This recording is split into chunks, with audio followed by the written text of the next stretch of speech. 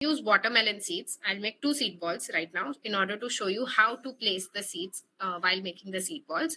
So the important criteria is if you have seeds like sitafal or chiku, you can just place one seed in one seed ball and that's it, because these seeds are very big anyway. Okay. If you have seeds like orange, okay, you can place 3 seeds.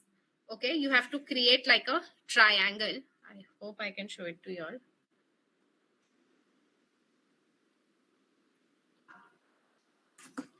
Okay, I have placed the seeds in the form of a triangle. Now, why is this necessary?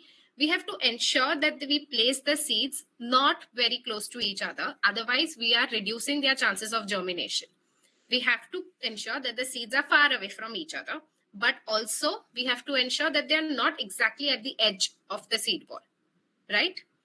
And the third and the most important point we need to consider while preparing the seed ball is it should not be too large. Now we are going to consider, see, our palms are definitely a little bigger. Kids are going to make this, so their hands would be a little smaller than us. So ideally, something that almost covers their palm would be the right size for the seed ball. And once you have placed these seeds, just like how we make modak, we bring all the ends together so that our seeds are inside. Okay, your seeds should not be visible from the outside, and just make a roll out of it.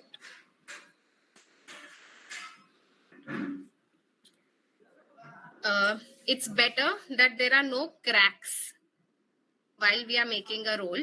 It has to be as smooth as possible. And you have to try and press it very softly like we do it for laddu. Not press it too hard, but very softly we have to press it to ensure that this ball doesn't break once it gets dried off. So yes, my ball is ready.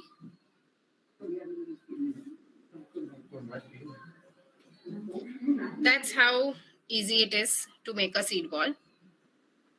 Now we just have to ensure that it gets dried up for at least 12 hours before the process gets completed, and then we are done. One important thing again you need to remember is because you're going to make too many seed balls at once, you'll have to make sure that you label these seed balls once they're ready. So if in one go, if you're making seed balls that has all watermelon seeds, once these seed balls have been created, let them get dried off separately.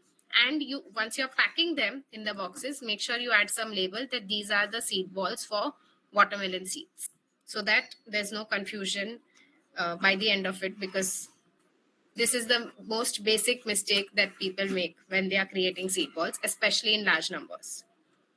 So coming to the ratios, right?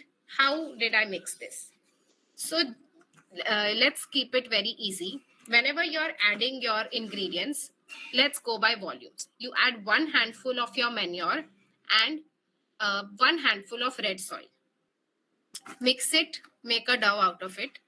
Suppose you have to make it for quantity. Now this 1 handful of compost and 1 handful of red soil that I just mentioned would be enough to create 3 to 4 seed balls.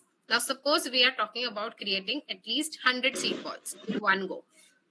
All right, then we would need at least 1 kg of red soil and 1.5 kg of compost. We need a little more compost than red soil.